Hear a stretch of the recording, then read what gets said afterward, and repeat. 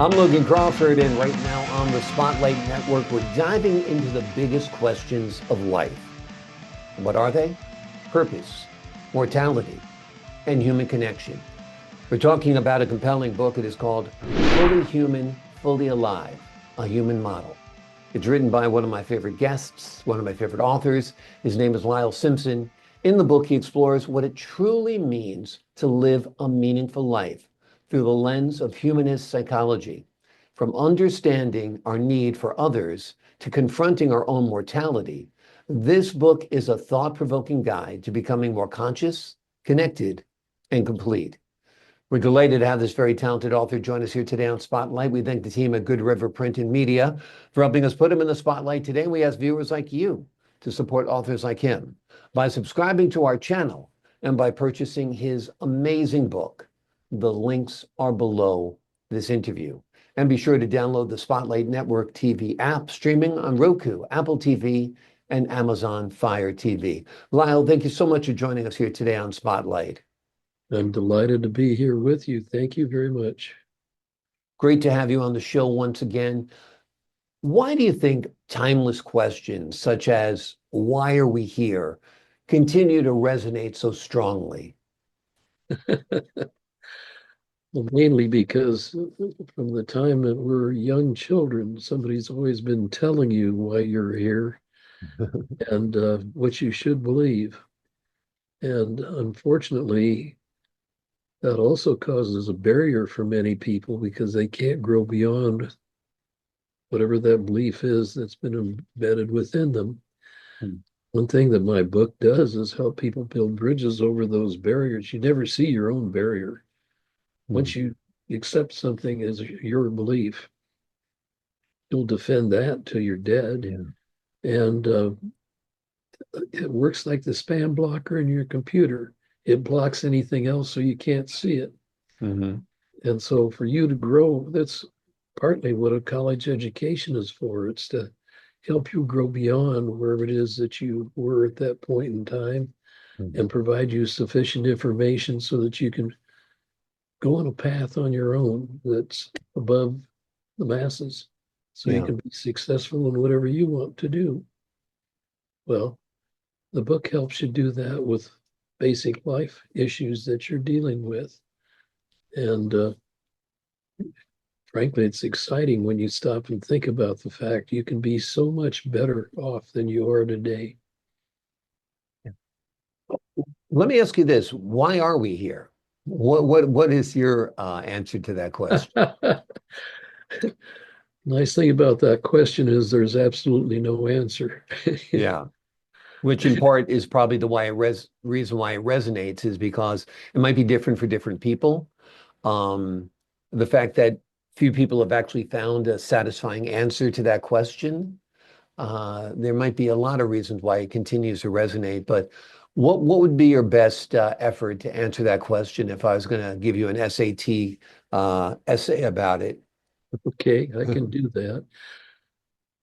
Well, the problem is that a lot of people think, of course, their goal is to get to heaven. Well, there's absolutely no evidence that that even exists. Hmm. I think why you're here is so that you can say that I made a real difference. My life made a difference because I was here, and that difference is permanent. That gives your life a large value. But most people don't even stop to think about the fact that they really could make a real difference in the lives of many other people. Hmm.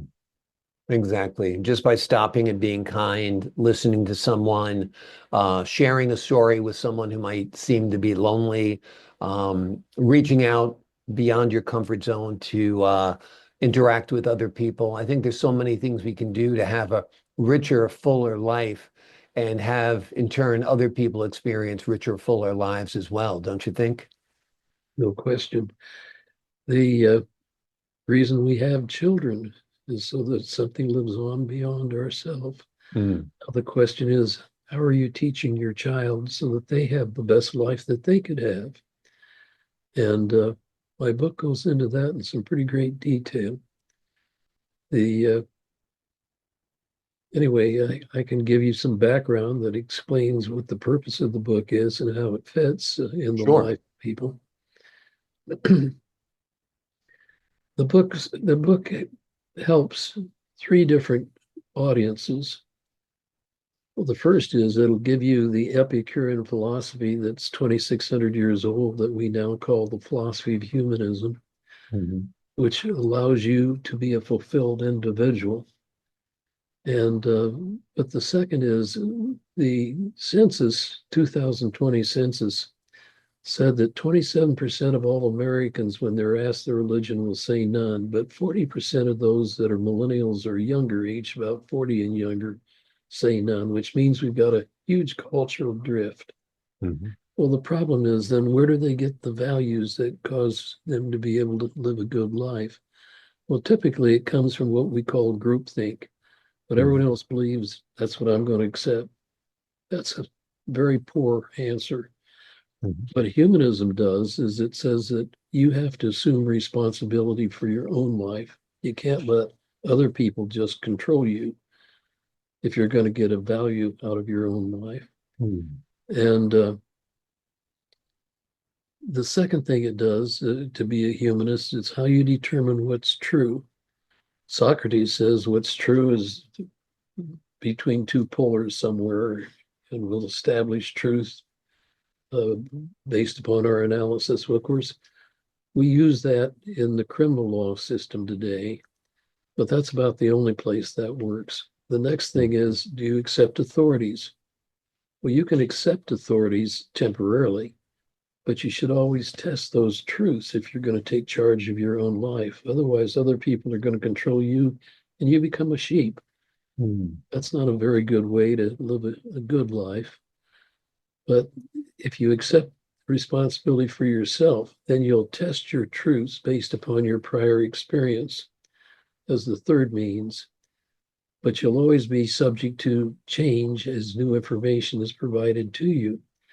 And the fourth means of determining what is true, we call science.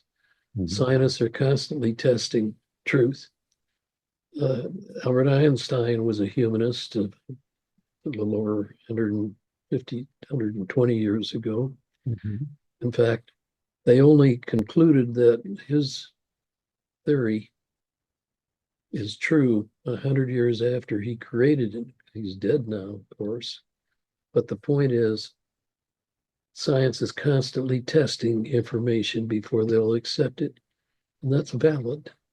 But anyway, once you do that, you start looking from life from a totally different perspective. What can I do to make my life the most meaningful? And so the third audience that we're talking about that really make a difference is 70% of all Americans are locked on what Abraham Maslow called his social level, the third level, never realizing there's three levels above that that would greatly enhance the quality of their life if they only understood that they were there and then reached out to take advantage of that. Well, my book deals very definitely with that subject. It goes into some pretty good detail. There's thousands of reasons why that happens. Can't solve them all, but what I can do is show people a path that will allow them to adopt for themselves. And let's just take the example of the concept of heaven and hell. Where'd that come from? Well, the book analyzes that so you can have some understanding of why you even have that belief. And I don't mind people having that belief. I'm not trying to take that away from them. What I'm trying to do is so that the fear of hell, for instance, doesn't lock you on the social level. So you can't rise above that. It's by helping you build bridges over what that really means so that you can go on with continued existence. The six levels, if you've got time for me to discuss this. Sure. The six levels that Maslow discovered, psychology started with Sigmund Freud, who took people with abnormal behavior and brought them back into mainstream society with what he called psychotherapy. So it started as a negative science. And everybody's heard of Pavlov's dog, that he rang a bell, Mm-hmm. fed the dog, Salivated. Yeah. realized that when he rang the bell, the dog salivated even though food wasn't there. Well, that meant that you can actually condition behavior. Mhm. So behaviorists started with that concept in mind. And what their theory was or is that behavior is caused by need deprivation. If you're really hungry, you're going to seek food. If you got to go to the bathroom, nothing else is important at that time. Mhm. But Maslow comes along and he's trying to figure out why two of his professors are such beautiful people. What's their need deprivation that causes them to be so good? Well, he realizes maybe we got all this backwards. Maybe these are normal people. And to the extent you get need deprivation, you wind up being abnormal, clear down to the people Freud was dealing with. Mm. So he decided he was going to start studying what are needs. What he discovered was remarkable. He discovered that needs can be categorized based upon their drive strength. It isn't simply linear. They can be divided into 6 different categories, and that the drive strength of the lowest level is twice that of the next level, and that's twice that of the level above that on a. Well, that was a remarkable discovery. So he created what we call humanistic psychology, and it's a basic theory of psychology today. What he found is that there are basic needs that are necessary to sustain life: food, water, sex, shelter, warmth. You're missing any of those, your behavior is going to seek that to the deference of anything else. Mhm. Once those are met, then you secure yourself to satisfy those needs in the future. And on the security level, once those needs are satisfied, you move to the social level and you bring other people within your defense mechanism to share life with them, which is frankly what we call love. But the drive strength on the social level is half that of the security level, and that's half that of the basic level. So if you've got a security level need, and religion is a good example because religion is part of your security level Mhm. and rises up to about the mid level of the social level because you create a network of people that you then share with. That's what a church is for. But the point is, once you get to that level, your security level can lock you on that level literally forever. And so the book gives you the tools to help you build the bridges over the barrier that's keeping you there, whatever it might be. So you get to the level of self-realization that we call the ego level, the 4th level.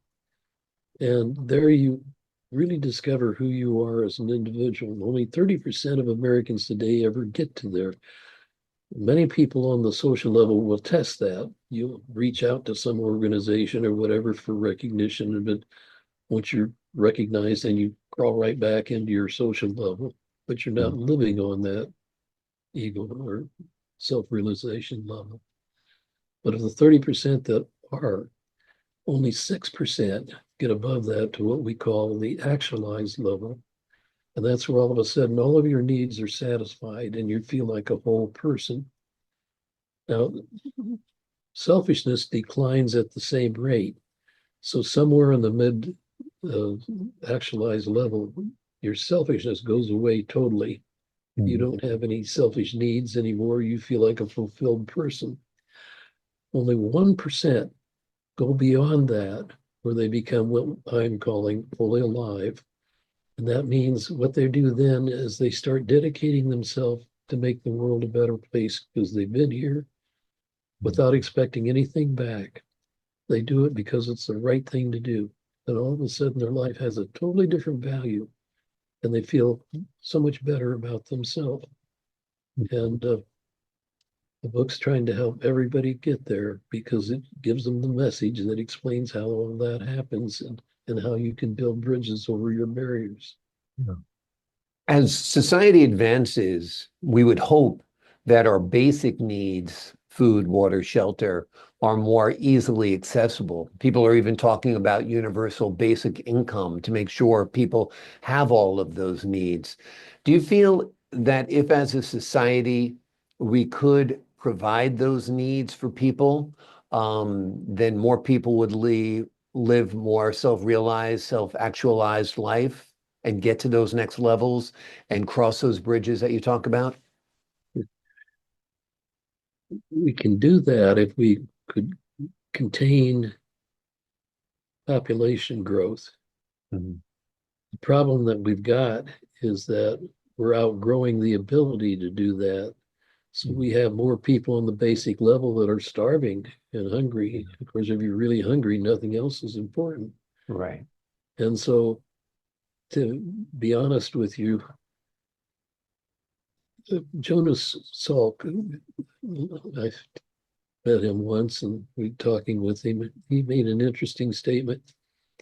He said that if you take a jar and you put sugar water on the bottom of it and you put fruit flies in there, they'll leisurely fly around and have a ball and enjoy their meal or whatever, and they'll multiply. Well, pretty soon the jar is full of them, and their behavior becomes far more neurotic and more desperate. And when the jar gets full, they're just buzzing like crazy.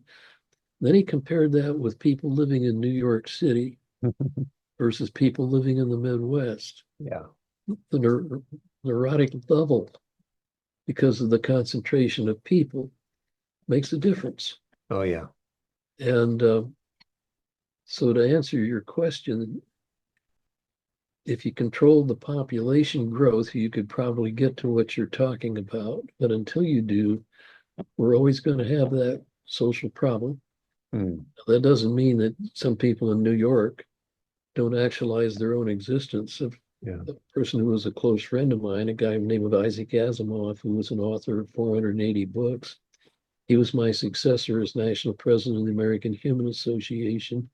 Mhm. He lived off Central Park, and he was a beautiful person, and he had actualized his life in a very unique way. He published 480 books. Mm.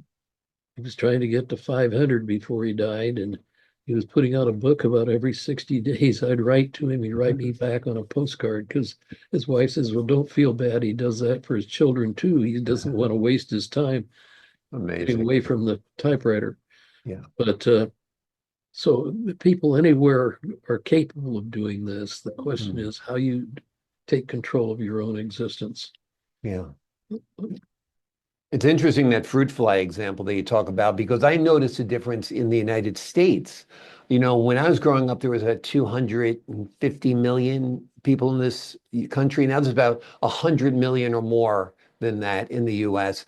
And you notice a difference in communities, schools, roadways. They're more like those frenetic fruit flies flying around because there's less space, there's less opportunity, and there's just that concentration of population that makes it kind of like a more competitive, less friendly, less cohesive society. Little children can't play outside at night alone now. They can have, they can't walk to school without their parent taking them Yeah. now because of exactly what you're talking about. Yeah. And there's a lot of changes in our society that may be better, but there's a lot of them in there that cause people to feel less secure. Yeah. And I think that's so unfortunate. Yeah. But I'm curious though whether not letting your children go out and play like I did and you did when we were a kid, stay out till the street lights came home and then come into the house and parents didn't know where we were.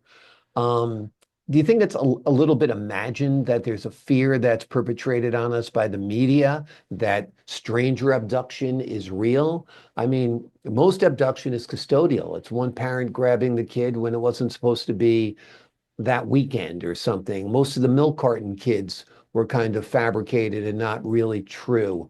I think that there's a misperception that is imposed on the danger of society.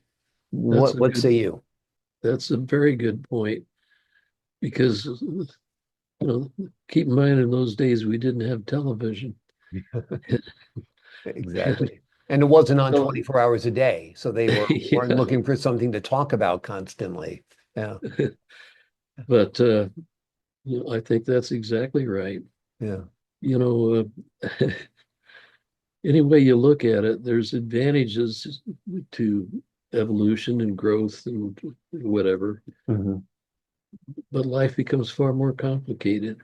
yeah, As it becomes far more complicated, people withdraw, and there's quite a change in society. And anyway, I try and deal with some of those subjects. You can't deal with all of them, yeah, but I try and carry it to a point in my book so that people have an understanding of what's beyond them, so they'll reach out and grab a hold of those opportunities when they come along and they see them. yeah, And anyway, no, I think you're exactly right. yeah.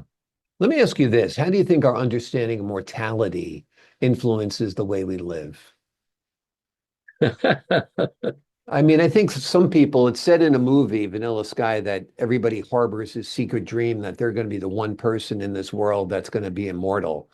And I think that dream or that illusion or that delusion kind of slips away as you get older and you start feeling the pangs of middle age and beyond. I was wondering what your thoughts are, our understanding of mortality and how it influenced the way we live.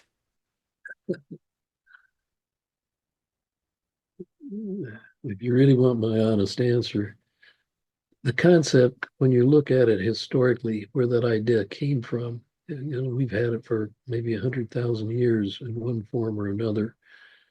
It's because, people are here today, they're here tomorrow, they expect to be here the day after tomorrow, even when they're not, Yeah.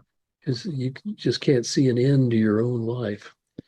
And there's nothing wrong with that. We want to maximize the life right up to the very end. Mhm. If you get to the point where you really are on the sixth level, where you realize you really are making a difference in the world, all of a sudden death doesn't have the same level of fear that it had before Mhm. because you feel fulfilled as an individual at that point in time. So death is somewhat irrelevant at that moment. On the other hand, if you've had a pretty miserable life, you look upon death as awful Yeah. and you do anything to avoid it. Mhm. I've been in the military for 30 years and an Army officer for 13 and a Navy officer for 17.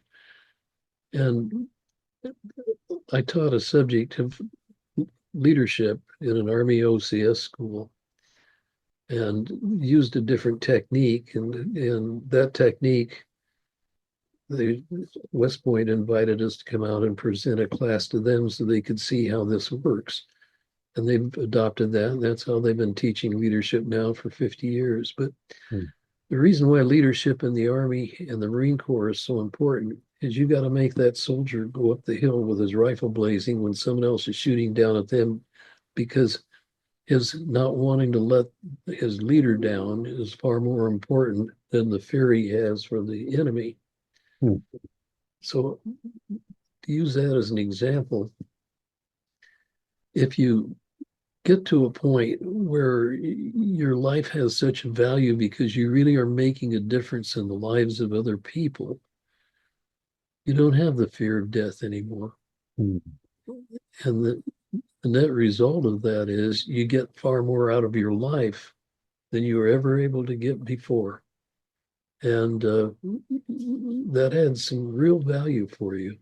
Mhm. Um, I use the example of my grandson, who is a young freshman student at Drake University, went on a 3-week trip to somewhere else in the world to see a different culture for their summer program with 3 professors and 20 students who took them to Uganda out in a very rural community. They didn't realize that this one professor was from there until they found they were sitting in his father's living room. These people had never seen Americans before, let alone white people. Mhm. And my grandson got real concerned because he heard the story of this man who took his wife to the nearest medical facility, which is a 3-day walk, but he didn't have the equivalent of $5 to pay for the delivery kit. So they refused to deliver her. So he had to try and deliver his own baby on the side of the road, and the baby and mother both died. Hmm. That was more than my grandson could handle. He says, I'm going to spend the rest of my life seeing these people get a medical clinic. When he made that decision, 6 of the other students agreed to help him, which meant the 3 professors had to get involved.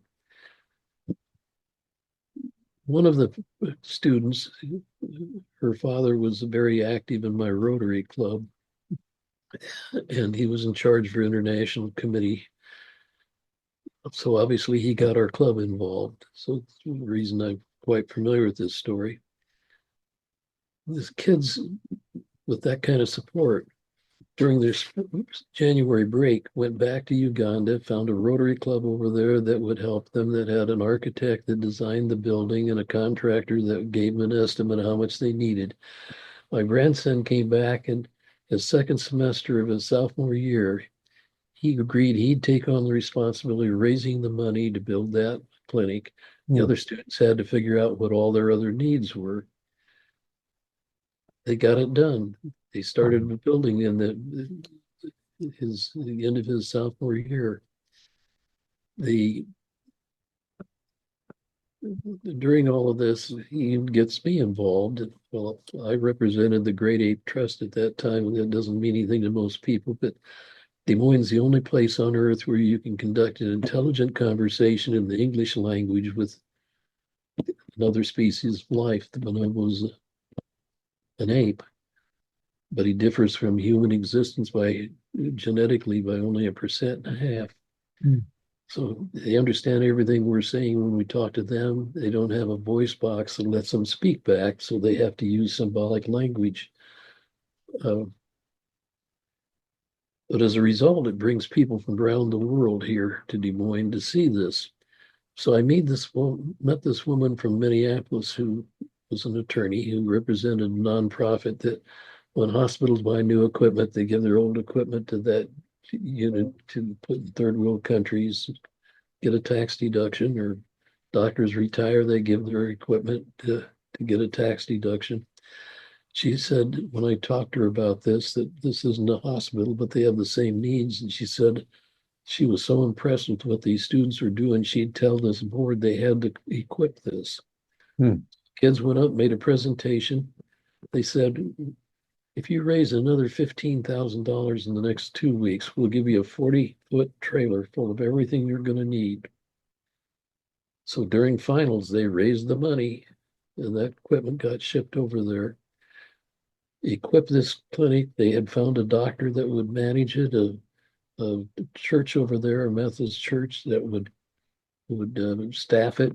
Mhm. The next year, after all of this is all done and the first clinic was opened, one of the professors came back a year later, and there was this little 2-month-old baby laying in a crib, Hmm. an IV drip that had both pneumonia and malaria. That little child typically would have died. Yeah. Well, that little child's now in her teenager, and she's alive today because my grandson had made that decision to help. Yeah. Now, was that a hard thing for him to do? It was unique, and he had to work at it. But look at what he did to help 30,000 people that have never had medical care in their history have a better life as a result. Now, Yeah. that's a form of immortality that he can appreciate for the rest of his life Yeah. thereafter, because it'll live on long after he's not here. Well, we're all capable of doing that. The problem is most people don't stop and look at opportunity when it's right in front of them. Yeah. Exactly. Opportunities to be, as your book is called, fully human, fully alive, a human model. In it, Lyle explores what it truly means to live a meaningful life through the lens of humanist psychology. From understanding our need for others to confronting our own mortality, this book is a thought-provoking guide to becoming more conscious, connected, and complete. Lyle, before we leave you here today, let me ask you, what do you hope readers take away from this book? Excitement about their own life and what they can do to make a difference while they're here. Yeah. And the book will give them the path to do that. Wonderful. Just like your grandson, such a beautiful example of that, that you can live now. You can take charge of not only your destiny, but the destinies of others if you become involved, if you're caring, if you're living that self-actualized life. Lyle, thank you so much for joining me here today on Spotlight. Thank you very, very much for having me. It's my pleasure, and I really appreciate it. I appreciate your time, Wonderful sir. work. Thank you. Thank you so much. And to the folks at home, I'm Logan Crawford, thanking you for your time this time. Until next time on Spotlight.